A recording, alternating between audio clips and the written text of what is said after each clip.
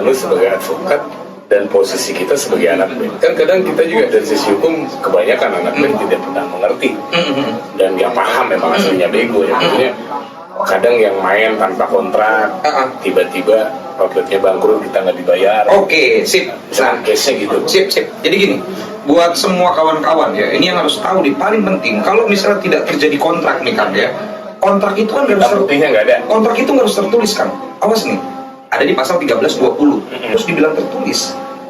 Kesepakatan dua belah pihak, kita ngobrol. Gentleman agreement bisa? Boleh gentleman, tapi harus ada saksi. Cuma pembuktiannya sulit. Ya. Bisa nggak sih dengan metode lain, Dok, misalnya gitu? Ya, bisa nggak? Bisa. Nggak harus pakai kertas. By chat. Chat, Bang. Chatting boleh. Yang penting ada bukti. Boleh bukti. Misalnya Bang Boy gini. Bisa masuk pengadilan. Bisa masuk pengadilan. Bisa. Capture itu bisa. Capture bisa. Jadi misalnya gini. Abang misalnya sama satu outlet bilang, Boy, besok newspaper main segini ya, budgetnya segini ya. Oh, itu ada tuh. Berapa bulan ya, gitu.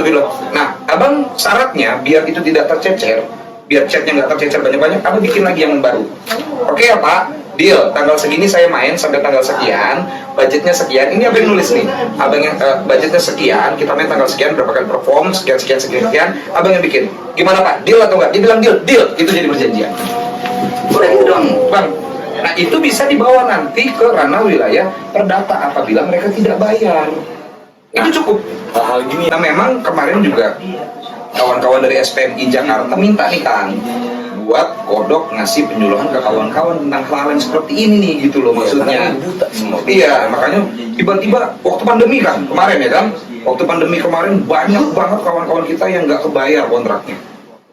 Oh iya dong Kang, waktu pandemi banyak yang nggak kebayar uangnya. Tapi bukannya di mata hukum kalau sebuah perusahaan pilot tidak mewajibkan membayar? Loh, ada sebentar, dia sudah pilot belum kan? Takutnya nggak pilot dong kan? Bangkrut itu bukan berarti pilot kan? Pilot itu proses kan nanti kan, harus ada proses. Jadi kalau bangkrut itu kalau tiba-tiba kondisi doang pandemi terus nggak bayar, itu nggak bayar? enggak, salah itu nggak bisa kan gitu. Makanya kemarin saya juga bilang sama ada kawan-kawan SPMI ataupun kawan-kawan yang lain yang mempunyai wadah kayak gini, kalian harus siapkan namanya lembaga bantuan hukum. Kawan-kawan tuh butuh yang kayak begini, minimal gini deh Kang, penagihan surat somasi deh. Kan kawan-kawan nggak ngerti nih, ini gue udah nggak dibayar 4 bulan nih, gila. Minimal kan kalau dari hukum, kalau ada hukumnya masuk kan bilang, dia worry yang kayak gitu kan. Berarti anak kawan-kawan dari misalnya Nusantara tergabung dalam asosiasi ini, sekarang ada surat somasi, ada apapun surat peringatan masuk buat kita bayar utang, bayar Pak, kalau nggak jadi panjang. Nah ini juga nih di Jakarta. Nah jadi kita tuh punya organisasinya namanya Solidaritas Pekerja Musik. Disitulah yang mewadahi semua musisi kafe lah, termasuk yang long trip. Cuman dalam perjalanannya kita lagi banyak bebenah. Nantilah gue datangin, ada ketuanya, ada siapa, teman-teman juga. Betul kan. Cuman sudut pandangnya dari mumpung narasumbernya ada, mau juga musik kodok ada nih. Menurut lu kan penting ya dari LBH hukum yang menaungi anak yang punya kasus. Penting. Kayak misalnya sebenarnya buat sebuah gerakan, semua wadah kan tetap juga harus berproduksi di dalamnya, tetap juga harus ada akomodasi di dalamnya, nggak apa-apa. Misalnya memang harus ditentukan iuran 1 bulan atau 1 tahun, misalnya anak band 1 orang misalnya 50 dan 1 tahun anggota, nggak apa-apa kalau memang profesional bersama, butuh itu kan. Kalau nggak berjalan kan, bagaimana surat somasi bisa keluar? Kayak misalnya tiba-tiba Seven anggota SPMI, oke, masalahnya apa hari ini? Masalahnya hari ini kontrak kita nggak dibayar selama 6 bulan. Outlet yang mana? Nama outletnya apa? Tanggal berapa? Boleh dilihat, terus bikin surat somasi, kirim ke sana. Wah, mereka kan jadi sadar, nggak bisa main-main sekarang sama Seven, gitu loh. Paling tidak itu, gitu loh. Tapi ketika itu ada di sebuah organisasi, berarti kan mewadahi semuanya. Iya. Lama-lama semua pihak, nggak bisa main-main lagi nih, yang mana kafe kan, Iya. Secara keseluruhan kalau memang sudah sadar semua. Nah itu kan jadi notif kan ke outlet-outlet baru ataupun outlet lama, bahwa anak band yang tergabung dalam wadah ini ya, ini ada perlindungan hukumnya. Iya, lu nggak bisa main-main gitu, awas hati-hati.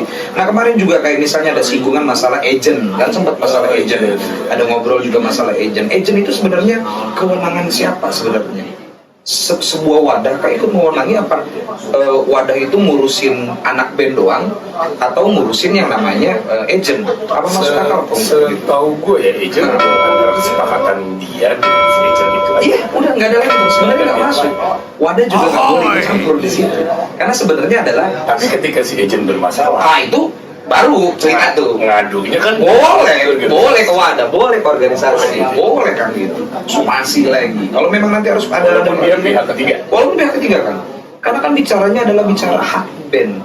Hak band yang udah hak perform right gitu kan. Lu udah main di sini, udah main dengan benar, udah sesuai dengan budget yang ditawarkan, tanggalnya nggak ada masalah, nggak membuat uang. Misalkan ini kasusnya, lu main di sebuah tempat lewat agent, ya tempatnya tiba-tiba nggak mau bayar nih, apa susah dihubungi. Agent punya kewajiban nggak sih? Apa nalangin? Oh, kewajiban kan? Kewajiban. Masuk. Kewajiban. Harusnya Ingat, begitu ya, harusnya gini kan. Ada setiap band itu berani masuk suatu outlet itu atas dasar kepercayaan karena dipegang oleh agent. Nah, sekarang kita tanya kembali, kalau misalnya ternyata kita nggak dibayar sama outlet, memangnya tugas agent itu apa? Cuma menghubungkan kan? Menghubungkan, tapi berarti kan ada trusting di sini, ada percaya kita di sini. Budget yang dikasih, ada miss, dia harus bertanggung jawab, wajib dia minimal dia ngusahain. Iya. Dan kalau betul harus nge-push. Dan ada kemungkinan malah dia yang harus talami lebih dulu. Kalau yang profesional, agent yang profesional, kalau gue jadi agent band harusnya punya spare money ya. Yes, betul. Ketika outlet belum keluar, anak band udah ngejerit, talangin. Gitu kan. Nah, masalah dia nanti sama pihak yang penyelenggara gitu. Itu urusan belakang, urusan dia lah. Itu. Jangan ketika mereka sudah menerima uangnya, sudah menerima fee-nya sebagai agent, giliran tidak ada pembayaran, kita dilepas tangan. Nggak bisa begitu kan. Karena berkaitan semuanya. Ngomong pengacara ya. Tadi anak band tadi. Iya. Dari beda ya. Beda. Tapi kalau lupa ya kebetulan aja yang datang ke kosan gua ke AWTV-nya emang orang yang tahu. Ya, betul kan. Jadi sekalian aja gue share aja sekalian kan, betul kan. Jadi sebenarnya ya semua juga bisa diurus ya. Bisa kan, bisa. Masalahnya itu kadang-kadang kan semua dimatiin, gak ada kontrak gitu. Gak bisa nih. Oh, nggak ada cerita kan. Terus kadang-kadang suka begini kan, outlet begini nih, ya. Selama ada chat. Selama ada chat boleh. Ada komunikasi. Ada komunikasi boleh. Makanya diharapkan semua buat kawan-kawan boleh. Sah kan. Misalnya kita capture gini ya. Kang Boy adalah pihak outlet, Kodok adalah band gitu kan. Dok, besok main tanggal ya tadi disebutkan gitu. Oke Pak, besok kita main tanggal sekian gini, Kodok chat ulang biar agak rapi. Besok kita main tanggal sekian, budgetnya segini-segini, full ke kita, habis main langsung dibayar dalam waktu segini. Abang bilang di oke deal, lanjut perform, udah. Itu jadi alat bukti. Capturean itu alat bukti. Ya. Nah, buat yang sanksi-sanksi nih, ini Jom aja ragu nih kan tempatnya agak bisa jadi alat bukti. Boleh lu coba cara yang tadi paling benar. Ya, betul. Itu paling benar. Ketika ada trouble, lu punya kekuatan untuk punya kekuatan hukum jadi gitu. Gokil. Gitu. Akhirnya jadi tahu gua. Karena jujur aja mungkin bukan gua doang ya. Semua anak band ngalamin lah nggak dibayar. Ngalamin kan, termasuk Ripato sendiri juga ngalamin kan, bener kan? Iya, itu bahkan waktu itu belum jadi pengacara tuh kan? Oh belum jadi pengacara gitu ya, belum jadi pengacara. Nah tapi juga harus kawan-kawan juga harus tahu nih, kawan-kawan AW juga harus tahu bahwa somasi atau surat teguran kan, surat peringatan nggak harus pengacara yang buat kan? Oh boleh setiap orang, namanya surat teguran. Ibu kos menegur anak kos, males pakai ngomong pakai surat somasi boleh. Nggak harus pengacara kan? Surat gitu? Nggak perlu harus kop surat, nggak harus dari lembaga bantuan hukum, nggak harus dari kantor pengacara. Boleh atas nama Nuseven memberikan somasi apabila saudara tidak membayar, ini kami akan melakukan langkah hukum, boleh. Sah. Jadi kan somasi disikapi. Alasannya mana? Kasih lah. Sering gitu kan? Kayak misalnya gini deh, itu masalah perdata ya kan, itu masalah surat menyurat, hutang piutang. Lalu bagaimana masalah pidana? Masalah pidana suka nginggapin anak-anak band kan. Misalnya, Akang ribut, ya Nuzubillah Mizalik, Akang ribut sama pihak outlet, ditonjok sama pihak outlet misalnya, darah-darah sampai Akang nggak bisa nyanyi. Pidana nggak bukan? Pidana kan. Nah kadang-kadang kita lapor ke polisi, itu harus diharuskan minimal harus ada somasi. Wajib tuh kan. Oh, negor dulu, kita harus lu. Kalau lu nggak selesai urusan sama gua, ganti rugi atas apa yang lu lakuin ke gua bakal lapor. Somasi itu minimal tuh 2 tuh kan, 2 kali. Pertama nggak diindahin, 2 kali baru kita katakan kantor polisi. Kantor polisi bilang, nih kita udah kasih cara untuk musyawarah mufakat tapi dia nggak ladenin, jadi kita bikin LPG. Aduh, ini panjang banget sebenarnya gue pengen ngobrol. Nggak apa-apa kan, lanjutkan masih kan. Dia masih bisa 2 batang kan, lanjutkan. Dekat itu sebentar kok tempat kita di situ. Jadi intinya sebenarnya ini profesi penyanyi malam itu profesi yang bisa diperjuangkan lah di mata bisa umum. diperjuangkan di mata umum kan. Jadi, nah kawan-kawan ini selalu gini kan ya. Kita kemarin ngobrol gitu ya, Mbak. Apa sih posisi band di mata outlet? Dan kita juga harus tahu posisi kita nih kan. Jangan pernah berasumsi bahwa anak band itu adalah bawahan outlet. Kan gitu dulu dari pertama nih kan. Ya, dulu. Jangan berpikir bahwa kita sekelas, bahwa anak band itu sekelas dengan waiter, sekelas dengan OB, security dan sebagainya. Enggak, bukan.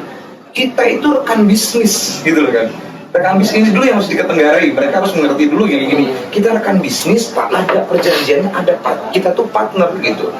Jadi you mau bikin apa segala sesuatu ya juga harus dirembukin ke kita. Kan masih ada dulu, zaman dulu tuh ada outlet yang ngerasa arogansi. Oh, gue mah nggak butuh band, di tempat sini mah dikasih topeng monyet aja masih bisa hidup. Oh, ya sudah, silakan monggo. Ada tuh tempat-tempat yang ngerasa arogansi gitu. Iya. Gue nggak butuh lu juga. Ya gue juga nggak butuh juga mau yoga sama outlet tuh juga, masih banyak outlet di Jakarta gitu.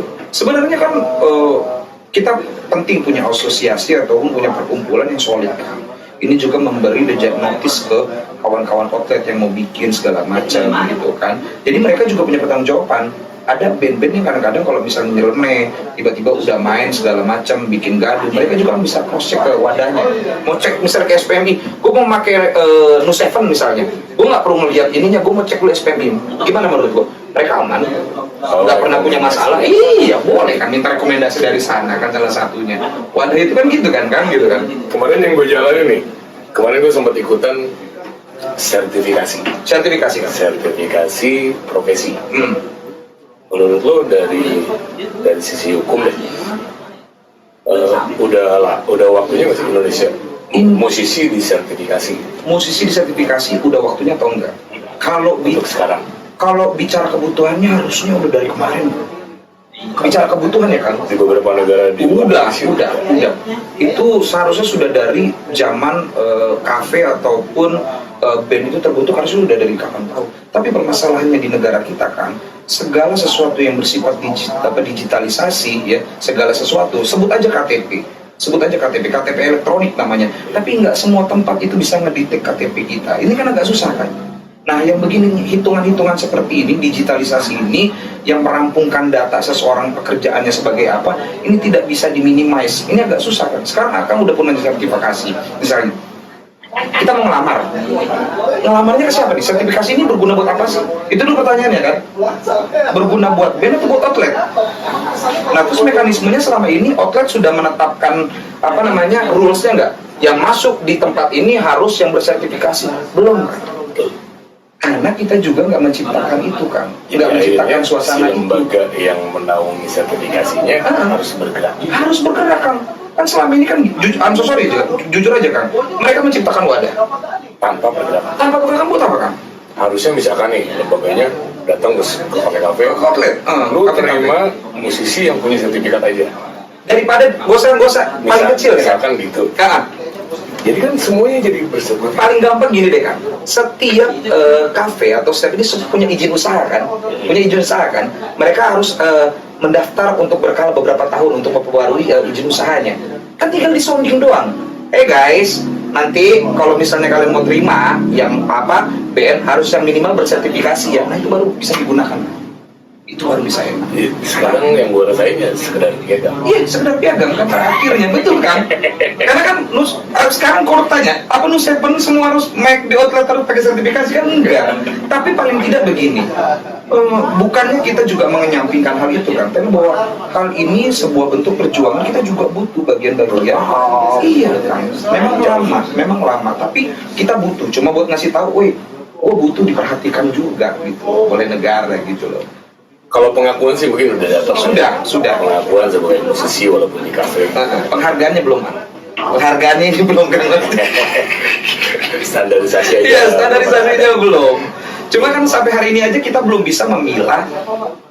Band itu kan kita nggak tahu ya, sebutnya ranking atau grade atau kelas kita nggak tahu kan.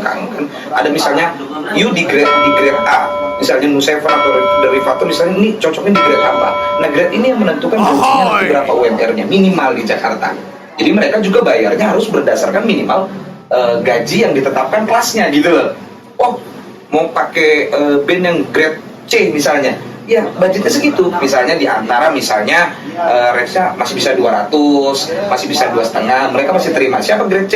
Kalau ada namanya yang sertifikasinya. Kalau lo kayak gitu-gitu itu kalau di negara kita ya, itu masuknya harusnya di urusan di kementerian apa? Nah, banyak kan Menurut lo? banyak kan. Kalau misalnya Paling berwenang yang paling berat pariwisata bisa kan? yang menaungi bisnis kafe. Iya, bisa pariwisata. Pariwisata. Kenapa pariwisata? Kenapa pariwisata? Karena setiap tempat kita main adalah tempat hiburan kan. Kita nggak pernah main itu di kuburan, teman ya. Kita main itu di tempat hiburan, itu kan? Tapi Gitu. kan ngurusin anak kafe kan bukan proyek Mudah. cair juga. Ya, betul. Tapi kan sekarang gini, ya kasarnya. mereka harus tahu bahwa pelengkapnya suatu tempat pariwisata, tempat minum segala macam, outlet segala macam membutuhkan hiburan. Hiburan ini kan sifatnya pelengkap gitu ya kan, pelengkap dan menjadi satu kesatuan. Kenapa? Aturannya selalu ditetapkan oleh Kementerian Pariwisata. Ini boleh buka atau enggak, ini kapan harus itu kan dari mereka. Dan itu juga menentukan nasib kita kan. Berarti secara nggak langsung dia juga menentukan teknisnya ya Kang ya, Harusnya ngurusinnya sampai Solo. teknisnya. Karena sekarang gini, kalau kita ke Kementerian Ketenagakerjaan tanya lagi, kita ini pekerja atau bukan?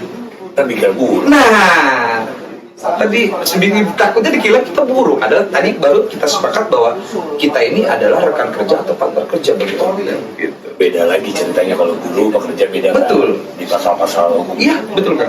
Tenaga ahli lah lebih sebutnya. Ahli dalam julid, anak band kan gitu kan.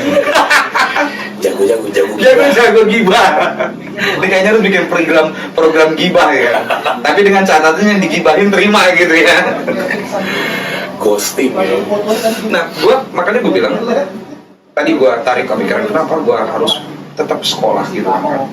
Gue pengen ya di usia tua gue itu gue tetap masih menikmati band, tapi tidak menjadi rutinitas untuk menjadi ladang pekerjaan kembali kan. Karena kan juga melihat usia, menyalurkan hobi. Iya, menyalurkan hobi aja. Tadi gue juga punya band metal Balakatara, terus juga ada ada Rivato yang masih bisa gue singgahi gitu, walaupun nanti ada regenerasi, entah siapa pakai nama Rivato gue juga nggak tahu kan gitu kan. Tapi dalam prosesnya semua lu jadiin untuk fase sekarang ya. Semua lu jadiin main job. Semua jadi main job. Nggak ada side job. Nggak ada side job, nggak boleh dong. Sekarang gini, kalau gue bilang bahwa Rivato side job, gaji gue kalau dihitung-hitung, bukan sombong, kalau dihitung-hitung gitu ya, sebulan itu mendekati 13 kali 15 kan. Kan nggak main-main maksudnya kan. Yang iya, malah itu kan gitu kan. Sedangkan advokat itu kan tergantung bagaimana perkara masuk gitu kan. Sedangkan buat notis aja ya Bang Boyo, gue tuh jadi pengacara bukan buat job Bang. Bukan. Dan poin gue jadi pengacara itu untuk melindungi keluarga gue itu dulu. Jadi bukan gue pengen jadi pengacara ala Hotman Paris yang kaya, enggak gitu Bang. Bukan. Belum. Tapi memang das poinnya bukan itu, karena kan bagi gue di mata gue, misalnya lawyer itu ada beberapa genre, ada Adnan Guyung Nasution, ada Hotman Paris, ada Yusril Izzah-Mahendra. Dan ini kan beda-beda nih polanya nih. Ada yang mereka ngurusin selebritis, gaya penampilannya. Nah gue pengen coba jadi akademisi, karena gue ini lagi jadi asdos nih. Gue mau ngajar juga. Jalurnya lu. Iya, gue pengennya tuh ngedosen, tapi gue punya kekuatan sebagai advokat. Jadi kalau keluarga gue kenapa-napa, gue masih bisa bergerak di depan. Temen gue kenapa-napa, kayaknya kan, Dok, ada masalah nih. Kenapa Bang Boy? Tiba-tiba misalnya gitu ya, ada yang nuntut gue masih gini-gini, gue harus gimana? Lo datang ke rumah Bang Boy atau kita ketemu rumah, kita ngopi, kita beresin hari ini. Kan kayak gitu-gitu enak.